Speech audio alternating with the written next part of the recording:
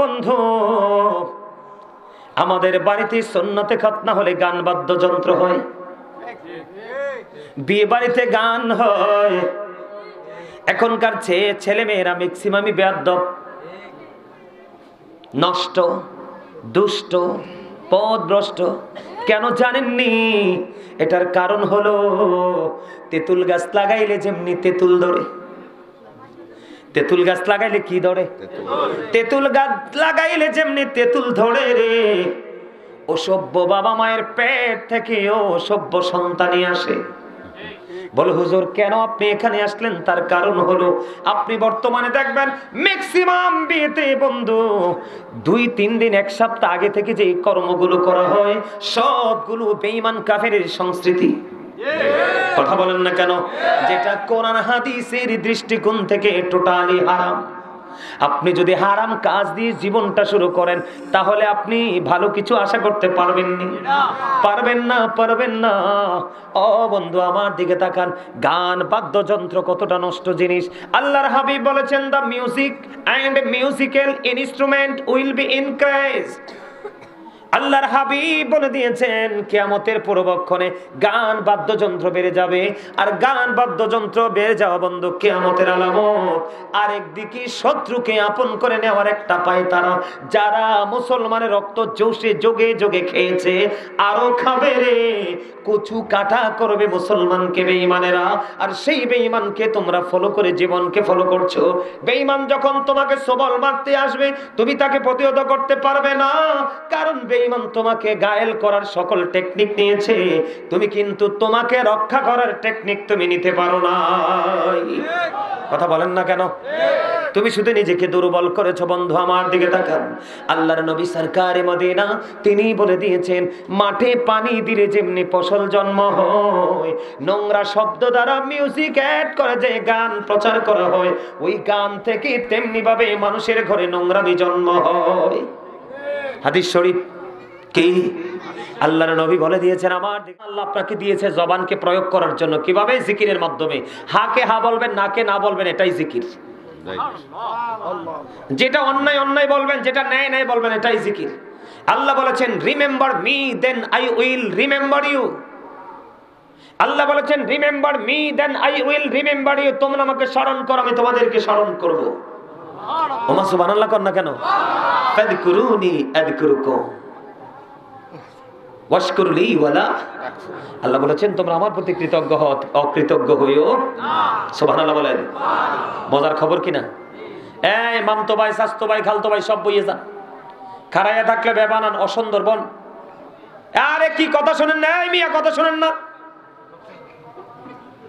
জমিদারের মতো দাঁড়ায় রয়েছে এখানে, আদব কায়দা শৃঙ্খলা কিছু বুঝে না। এই ভালো না লাগলে বাড়ির যান, বিরিয়ানির সময় নিয়ে যাবেন, 2টা করে দেওয়া হবে। কথা কয় না কেন? আরে ভাই তোরা হাসস না, হাসানোর জন্য কথাটা বলছি।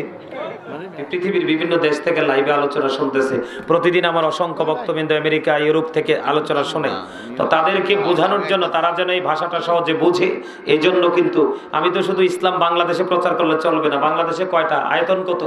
56,000 বর্গ মাইল নেই আমাদের বাংলাদেশের? কত মানুষ আছে? ঠিক না ঠিক? কত? 18 কোটি সামথিং। এই কাপড়টা খুলে দিবেন। যদি এদিকে মা বোনেরা থাকে, বাড়িতে সমস্যা হয়, এইদিকে কাপড়টা খুলে ওই দিক দিয়ে ওই দিকটাকে ব্লক করে দিবেন, তারা যেন দেখা না যায়। এই দিকটাকে খুলে দিবেন, মানুষ আশা করি আস্তে আস্তে আরো আসবে। ঠিক কিনা বলেন? আরো জোরে বলেন। আসবে আরো আসবে ইনশাল্লাহ। কারণ নবীর প্রেমিকদের অন্তরে যখন প্রেম ঢুকবে তখন আর তারা ঘরে বসে থাকতে পারবে। এখন আপনারা বলেন, আমি আপনাদেরকে কি বুঝাইতে চাইছি? ওরা বলতেছে আল্লাহই সব। আল্লাহ কয় না, আমাকে পাইতে হলে আমার হাবিবের কাছে যেতে হবে। আমার হাবিবের আদর্শের মাধ্যমে আমি আল্লাহকে পাইতে। ঠিক না ঠিক? এখন আমরা কি রাসূলের আদর্শ মানতেছি না। আমরা মানতেছি ইহুদিদের সংস্কৃতিকে লালন করতেছি। ঠিক কিনা বলেন? ইহুদিদের সংস্কৃতিকে লালন করতেছি। ইহুদিরা কি আপনার আমার বন্ধু না শত্রু? আরো জোরে বলেন। গান বাদ্যযন্ত্র শত্রু, ইহুদিদের কাজ না, বেঈমান কাফেরের কাজ না। এদিকে তাকান, আমরা যারা ঈমানদার মুসলমান, আল্লাহ বলেছেন উইদ্দাত লিল মুত্তাকিন, মুত্তাকিনদের জন্য জান্নাত বরাদ্দ। ইউ গো টু প্যারাডাইস, জান্নাতে চলে যাও। অবর্ণনীয় সুখের জায়গা, যেখানে খাবেন দাবেন সব করবেন, প্রস্রাব পায়খানা হবে না। সুবহানাল্লাহ, কিচ্ছু হবে না। ঢেকুর দিছেন শেষ। আমি জান্নাত নিয়ে আলোচনা করব না, কারণ জান্নাতি মানুষ খুঁজে পাই না। এই গল্প শোনায় লাভ হইব কি? সব দেখি চোখ মেললে জাহান্নামে। এর লিগে জাহান্নামটা কত ভয়ঙ্কর, এই জায়গাটা নিয়ে ওয়াজ করি যদি বিষয় দেওয়া হয়। আজকে ব্যতিক্রমে আলোচনা করব। আল্লাহ কাফের সম্পর্কে বলেছেন ওয়াইদাত লিল কাফিরিন, কাফেরদের জন্য বরাদ্দ কি? জাহান্নাম, দোজখ। মুসলমানদেরকে, আল্লাহ ইমানদারদেরকে সাবধান করার জন্য আল্লাহ রাব্বুল আলামিন বলেছেন ইন্নাল কাফিরিনা কানু লাকুম আদুওয়াম মুবিনা। আল্লাহ বলেছেন the heretics are the eternal enemy of the believers. ইমানদারদের প্রকাশ্য শত্রু হলো বেঈমান কাফেররা। বলছে কে? কথা বলেন, বলছে কে? আল্লাহ। এখন আপনি যে বেঈমান কাফেরদেরকে লালন করতেছেন, আপনি তো আপনার শত্রুর সাথে প্রেমের বন্ধন বাড়াচ্ছেন। এখন শত্রুর সাথে বন্ধুত্ব করলে লাভ হয় না লস হয়? লস হয়, এমনও লস যেটা এই জীবনে লস পোষানো সম্ভব, ঠিক না ঠিক? বন্ধুরে আমার আজকে প্রথম বিষয় হলো বন্ধু, আমাদের বাড়িতে সুন্নতে খতনা হলে গান বাদ্যযন্ত্র হয়, বিয়ে বাড়িতে গান হয়। এখনকার ছেলে মেয়েরা ম্যাক্সিমামই বেয়াদব, নষ্ট, দুষ্ট, পথভ্রষ্ট। কেন জানেননি? এটার কারণ হলো তেঁতুল গাছ লাগাইলে যেমনি তেঁতুল ধরে, তেঁতুল গাছ লাগাইলে কি ধরে? তেঁতুল গাছ লাগাইলে যেমনি তেঁতুল ধরে রে, অসভ্য বাবা মায়ের পেট থেকে অসভ্য সন্তানই আসে। বলো হুজুর কেন আপনি এখানে আসলেন? তার কারণ হলো আপনি বর্তমানে দেখবেন ম্যাক্সিমাম বিয়েতে বন্ধু 2-3 দিন, 1 সপ্তাহ আগে থেকে যে কর্মগুলো করা হয় সবগুলো বেঈমান কাফেরের সংস্কৃতি। কথা বলেন না কেন? যেটা কোরআন হাদিসের দৃষ্টিকোণ থেকে টোটালি হারাম। আপনি যদি হারাম কাজ দিয়ে জীবনটা শুরু করেন, তাহলে আপনি ভালো কিছু আশা করতে পারবেন না, পারবেন না, পারবেন না। ও বন্ধু আমার দিকে তাকান, গান বাদ্যযন্ত্র কতটা নষ্ট জিনিস। আল্লাহর হাবিব বলেছেন the music and musical instrument will be increased. আল্লাহর হাবিব বলে দিয়েছেন কিয়ামতের পূর্বক্ষণে গান বাদ্যযন্ত্র বেড়ে যাবে। আর গান বাদ্যযন্ত্র বেড়ে যাওয়া বন্ধু কিয়ামতের আলামত। আরেকদিকে শত্রুকে আপন করে নেওয়ার একটা পায় তারা, যারা মুসলমানের রক্ত জোশে যোগে যোগে খেয়েছে আরো খাবে রে। কচু কাটা করবে মুসলমানকে বেঈমানেরা, আর সেই বেঈমানকে তোমরা ফলো করে জীবনকে ফলো করছো। বেঈমান যখন তোমাকে সবল মারতে আসবে, তুমি তাকে প্রতিহত করতে পারবে না, কারণ বেঈমান তোমাকে ঘায়েল করার সকল টেকনিক নিয়েছে, তুমি কিন্তু তোমাকে রক্ষা করার টেকনিক তুমি নিতে পারো না। কথা বলেন না কেন? তুমি শুধু নিজেকে দুর্বল করেছো। বন্ধু আমার দিকে তাকান, আল্লাহর নবী সরকারে মদিনা তিনি বলে দিয়েছেন মাঠে পানি দিলে যেমনি ফসল জন্ম হয়, নোংরা শব্দ দ্বারা মিউজিক অ্যাড করে যে গান প্রচার করা হয়, ওই গান থেকে তেমনি ভাবে মানুষের ঘরে নোংরামি জন্ম হয়। হাদিস শরীফ কি? আল্লাহর নবী বলে দিয়েছেন, আমার দিকে তাকান, আল্লাহর হাবিব সরকারে মদিনা তিনি বলে দিয়েছেন বন্ধু, গানের আসরে যাওয়া পাপী লোকের কাজ, গানের আসরে যাওয়া পাপী লোকের কাজ, কান লাগায়া গান শোনা ফাসিকদের কাজ। গান শোনার পরে কেউ বলে ফ্যান্টাস্টিক, তার কাছে অনেক বেশি ভালো লাগছে, বলে কি বলে না? আল্লাহর হাবিব সরকারে মদিনা তিনি বলে দিয়েছেন গানটা শোনার পরে যে মজা পায়, গান থেকে মজা নেওয়া কুফরি। জোরে জোরে আওয়াজ তুলে বলেন না নাউজুবিল্লাহ, আর জোরে বলেন না নাউজুবিল্লাহ। তাহলে গানের আসরে যুবক তোমরা যাবা, নাচানাচি করবা? কোনোদিন যেও না, কারণ এটার মধ্যে মুসলমানের কোনো নিয়ামত নাই, শুধু কিয়ামত, বিপদ আর বিপদ। এবার আসেন আমার দিকে তাকান, এটা আরো কত জঘন্য আল্লাহর হাবিব বলে দিয়েছেন বন্ধু, কিয়ামতের পূর্বক্ষণে তোমরা তোমাদের মাঝে এমন কিছু লোক দেখতে পাবে, হুজুর লোকটা কেমন গো? এই লোকগুলোর চেহারাটা বিকৃত হয়ে যাবে।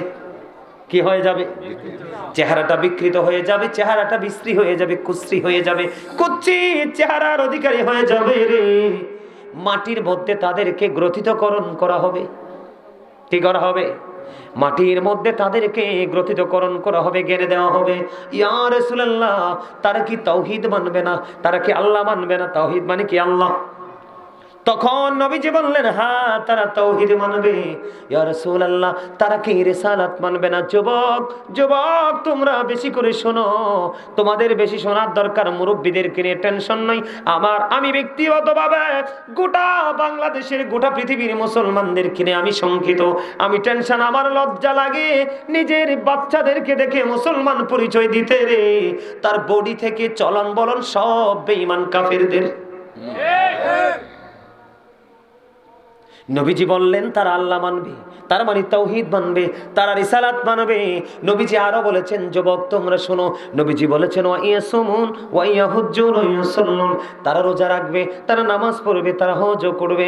ইয়া রাসূলুল্লাহ, ইয়া হাবিবাল্লাহ, নবী গো, তা আপনি বলেছেন তারা আল্লাহ মানবে, তারা রাসূল মানবে, তারা নামাজ পড়বে, তারা রোজা রাখবে, তারা হজ করবে। নবী গো, তারপরেও কি তাদের এই সাজাটা বহাল থাকবে? নবীজি বলেছেন হ্যাঁ হ্যাঁ।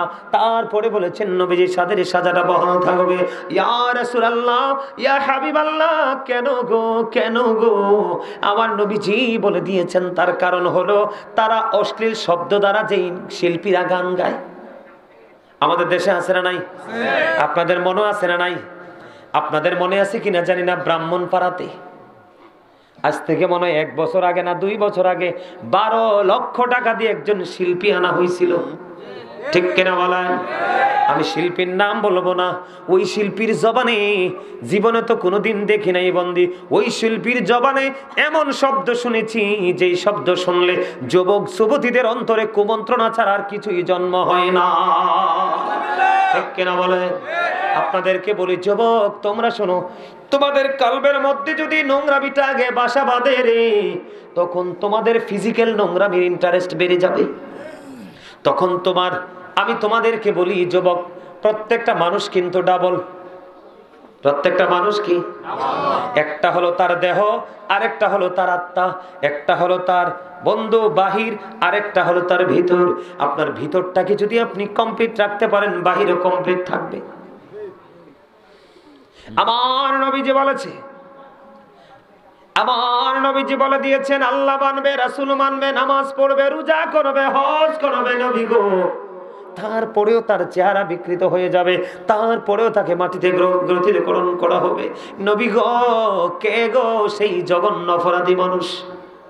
কে গো সেই জঘন্য অপরাধী? তার সিমটমটা কি? আমার নবীজি বলেছেন সেই জঘন্য অপরাধীর সিমটম হলো, ওই জঘন্য অপরাধী মানুষ তারা হলো অশ্লীল শব্দ দ্বারা মিউজিক অ্যাড করে যারা গান গায়। যেই শব্দ শুনলে যুবক যুবতী এবং মধ্যবয়সী মানুষের মনের মধ্যে নোংরামি সৃষ্টি হয়, ওই সমস্ত শিল্পী দিয়ে গানের আসর বসাবে। এবং এটার মধ্যে মদ হতে পারে, গাঁজা হতে পারে, যোগে যোগে কিছু নেশা জাতীয় দ্রব্য বের হবে।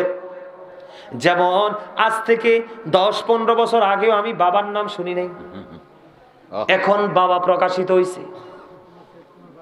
আপনার আরো হয়তো পরে নেক্সট টাইমে আরো হয়তো নোংরা জিনিস, নেশা জাতীয় জিনিস বের হবে, হবে কি হবে না? এই রকম গানের আসর বসা হবে। এই গানের আসরের মধ্যে মদ, গাঁজা, ইয়াবা, বন্ধু এরকম নেশা জাতীয় জিনিসের আয়োজন করা হবে। যারা এই সমস্ত আয়োজন করবে রে, তারা আল্লাহ যদি মানে, রাসূলও যদি মানে, নামাজ যদি পড়ে, হজ যদি করে, রোজাও যদি রাখে, তারপরেও তাদের এই সাজা দুইটা বহাল থাকবে। জোরে জোরে বলেন নাউজুবিল্লাহ। আপনাদের সাহেবাবাদের ছেলেরা বা কিছু লোক মদ টদ খায়নি, 100% নেশা করেনি, বাবা খায়। আল্লাহ সুবহান। আকমাল কি কইতেছে রে?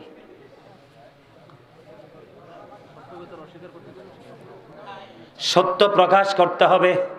আমার দিকে তাকান। আল্লাহর কোরআন থেকে দলিল দেই, কোরআন থেকে দলিল দেই, এরপরে হাদিসে ঢুকবো। কোথায়? আল্লাহ রাব্বুল আলামিন বলেছে, যুবক, সাহেবাবাদের যুবক, তোমরা শোনো রে। আল্লাহ রাব্বুল আলামিন স্পষ্ট করে বলে দিয়েছেন, ইন্নামাল খামরু ওয়াল মাইসিরু ওয়াল আনসাবু ওয়াল আজলামু রিজসুম মিন আমালিশ শাইতান। যুবক, আমি তোমাদেরকে ইনশিওর করে দিচ্ছি, তোমরা ফাইন্ড আউট করে নাও।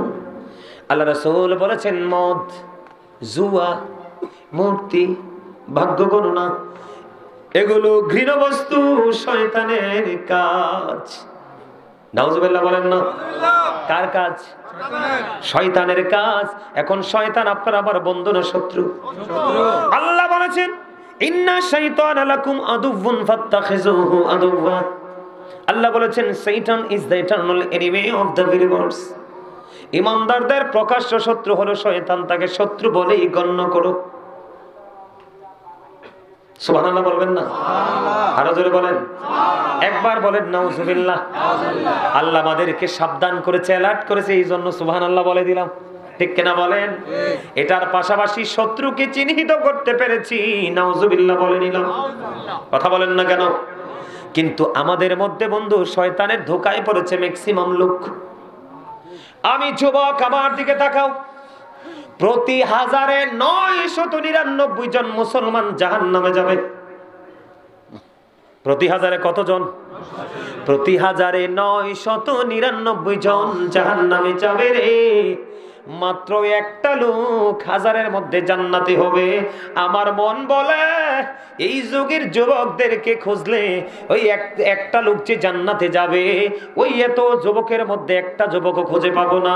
এই একজন যদি 1000-এর মধ্যে একটা যদি মুরব্বি থাকে, মুরব্বিটাই যাবে জান্নাতে আমার মনে হয়। ঠিক কিনা বলেন? আরো জোরে। এবার আমি বলছি, মদ, জুয়া, জুয়া যারা খেলে তাদের কিন্তু মামার বাড়িও নাই, শ্বশুর বাড়িও, নিজের বাড়িও নাই। আছে না নাই? মদখুর যারা, মা চিনে না, চাচি চিনে না, জেঠি চিনে না, মেয়ে চিনে না। ঠিক কিনা বলেন? সে তো মাতাল, সেন্সলেস। কথা বলেন না কেন? আমার দিকে তাকান, এটি কার কাজ? শয়তানের কাজ। কে বলেছে? আল্লাহ। আপনারা ভুলে গেলে চলবে না। আমার দিকে তাকান যুবক, তোমরা ইতিহাস জানো না? যখন আদম হাওয়া যখন জান্নাতে গিয়েছিল, আল্লাহ রাব্বুল আলামিন আদম হাওয়াকে বলেছিলেন, তোমরা জান্নাতের যেখান থেকে মন চাই খায়ো, কিন্তু গন্ধম খাইও না। শয়তান কি করলেন? কৌশল করে জান্নাতে ঢুকে গন্ধম গাছের নিচে উচ্চ আওয়াজে কান্না শুরু করলেন। মা হাওয়া দৌড়ে চলে আসলেন গন্ধম গাছের নিচে। আয়েশা বললেন, তুমি কান্না করো কেন রে? কয়, আমি কান্না করি এই জন্য, কয় আমি খবর পেয়েছি তুমি সুখের জায়গা থেকে বের হয়ে যাইতে হইব। কয় কি বলো? কয় হ, থাকার কি কোনো ব্যবস্থা নাই? মা হাওয়াকে যখন বললেন আমরা বের হয়ে যাব, কয় হ্যাঁ, যদি এই গন্ধম গাছের একটা ফল খাইতে পারো রে, তাহলে তুমি জান্নাতে থাকতে পারবা চিরদিন। মা হাওয়া কি করলেন? খাওয়ার জন্য কি করলেন? মানসিকতা প্রকাশ করলেন। কিন্তু শয়তান দেখেন কত বড় ইন্টেলিজেন্ট, কত বড় ক্রিমিনাল। শয়তান আবার ডাক দিয়ে বলে, তুমি একা একা থাকলে হবে না, তোমার স্বামী ছাড়া তোমার থাইকা লাভ হইব কি? কয় তাহলে কি করতে হবে? তুমি একা খাইও না, তুমি তোমার স্বামীকে নিয়ে একসাথে খাও। এবার মা হাওয়া কি করলেন? গন্ধম নিয়ে চলে গেলেন, আদমকে খাওয়ায় দিলেন। আদম মুখী দ্বীপ এই পর্যন্ত যখন আলো পুরুষের কণ্ঠনা নিয়ে না আসে না নাই? এটা কেন হয়েছে জানেননি? গন্ধম যখন আদম খেয়ে ফেললো, বুঝতে পেরেছে এ আল্লাহ কোরআনে বলেছে তোমরা জান্নাতের যেখান থেকে খাও কোনো সমস্যা নেই, কিন্তু গন্ধম যদি খাও তোমরা জালেমদের অন্তর্ভুক্ত হয়ে যাবে। জোরে জোরে কন্যা নাউজুবিল্লাহ। কিন্তু শয়তান হিংসা করেছে, কারণ তে চিরস্থায়ী জান্নাত থেকে বিতাড়িত হয়েছে। সেই জান্নাতে থাকবো আমরা, এটা সে চায় না। আদম এইভাবে চাপ দিয়ে ধরলেন। এই জন্য দেখবেন পুরুষের এদিকে সুন্দর একটা জায়গা আছে, এটার নাম কি? ঠিক কিনা বলে? সুন্দর লাগেন এটা? অনেকেরটা একটু বেশি থাকে, অনেকেরটা একটু কম থাকে। কথা বললে দেখেন আপ ডাউন করে। সুন্দর লাগে কিনা? বন্ধুরে আমার, যখন আদম হাওয়া যখন গন্ধম খেয়ে ফেললো, এই তুমি হাসছো কেন? আমি কি তোমার দাঁড় করাইতাম? আমি কিন্তু এনতে নাইম্মা যায় তোমার দাঁড় করামো। আমি আগেই বলছি, ভালো না লাগলে I say go to your seat, বাসায় চলে যাবা। তোমার ভালো না লাগতে পারে, কিন্তু এটা চারপাশে রহমতের ফেরেশতারা ঘেরাও করেছে, আমাদেরকে অভিনন্দন জানাচ্ছে। তুমি তো কামার, তুমি তো বুঝবে না এগুলো। কথা বলেন না কেন? আরো জোরে বলেন। সে আমার আলোচনাটার মধ্যে কি করলো? একটা আরেকটার দিকে তাকাইয়া মুস্কি মুস্কি হাসে।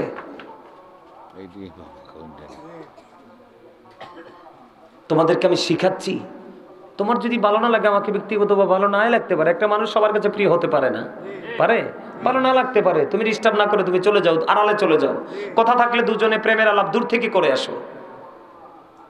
আপনারা কি আমার কথা বিরক্ত হন? আমি এটা কোনোভাবেই পছন্দ করি না। কেন জানেন? কারণ এটা কথা তো জবানটা আমার, কিন্তু কথাগুলো আল্লাহ এবং আল্লাহর রাসূলের। এখানে আপনি ফাইজলামি করা মানে আল্লাহ রাসূলের সাথে বেয়াদবি করা। তো আপনি নামাজ পড়ে লাভ হবে কি? রোজা করে লাভ হবে কি? এবার কি করলেন বন্ধু? আল্লাহ রাব্বুল আলামিন অর্ডার করলেন, কুল নাহবিতু মিনহা জামিয়া। আল্লাহ বললেন, you get down all from here. জান্নাত থেকে বের করে দিলেন। সবচেয়ে বড় কথা হলো আদম হাওয়ার শরীর থেকে জান্নাতি পোশাকগুলো আল্লাহ নিয়ে গেলেন। অটো চলে গেল, জান্নাত থেকে আল্লাহ বের করে দিল। তাহলে এটা কার কারণে হয়েছে? কথা বলেন না কেন? বের করছে কিনা? ঠিক আপনাকে, আমাকে, আমাদেরকে। আপনি গানের আসরে গেলে দেখবেন মনোযোগ নষ্ট হয় না। সিনেমা দেখতে গেলে, গানের সিনেমা দেখতে গেলে মনোযোগ নষ্ট হয় না। পৃথিবীর কোনো কাজ করতে গেলে আপনার মনোযোগ নষ্ট হবে না, কারণ আপনাকে শয়তান শুধু মেসেজ দিচ্ছে। তার কারণ হলো আপনি যত বড় অন্যায় করবেন, সিনিয়র শয়তান থেকে জুনিয়র শয়তান তত বড় পুরস্কার পাবে, ঘোষণা আছে। নাউজুবিল্লাহ বলেন না কেন? কিন্তু আমরা তো বুঝি না। আমরা মনে করি হুজুররা আমাদেরকে বেশি বোঝায়। না না না, হুজুররা যেটা বোঝায় এই যুগের তুলনায় একেবারে কম। কারণ হুজুররা বুঝাবে কার কাছে? যাদেরকে বুঝাবে এরাই তো বুঝতে চায় না। নবীজি বলেছে, যারা বুঝতে চায় না তাদের কাছে তোমরা ওয়াজ করো না, ওয়াজ বন্ধ করে দাও। বুঝে নিতে হবে বন্ধু, আদম হাওয়াকে জান্নাত থেকে শয়তান বের করে দিয়েছে। আর এই শয়তানের কাজ হলো মদ, জুয়া, মূর্তি, ভাগ্য গণনা। আমার দিকে তাকানো বন্ধু, মদ যে খায়, আমাদের চারটা মাযহাবের মধ্যে প্রথম মাযহাব হলো হানাফি মাযহাব। ইমাম আযম আবু হানিফা রাহমাতুল্লাহি আলাইহি তিনি বলেছেন, তোমরা যদি কোনো মানুষকে মদ পান করতে দেখো, তাকে ৮০টা দৌড়া মারবা। কয়টা? ৮০টা দৌড়া মারবা। খাইতে দেখলে শুধু ৮০টা দৌড়া মারবা। কেন গো, কেন? এই কারণে ৮০টা দৌড়া মারবে তাকে, কারণ মদ যখন মানুষ খায় তখন তার বিবেকটা, মস্তিষ্কটা বিকৃত হয়ে যায়, তখনই সে জিনা ব্যভিচারে লিপ্ত হয়। জোরে কন্যা নাউজুবিল্লাহ, আরো জোরে বলেন না নাউজুবিল্লাহ। আপনারা কি কয়দিন আগে দেখেন নাই, টিভিতে দেখেন না, আমি জায়গার নামটা বলবো না, মেয়ের জামাই শাশুড়িকে কি করেছে? হসপিটালে ধর্ষণ করছে। কথা বলেন না কেন? মেয়ের জামাই ৭০-৭৫ বছরের উপরে বৃদ্ধা মহিলা, মেয়ে অসুস্থ।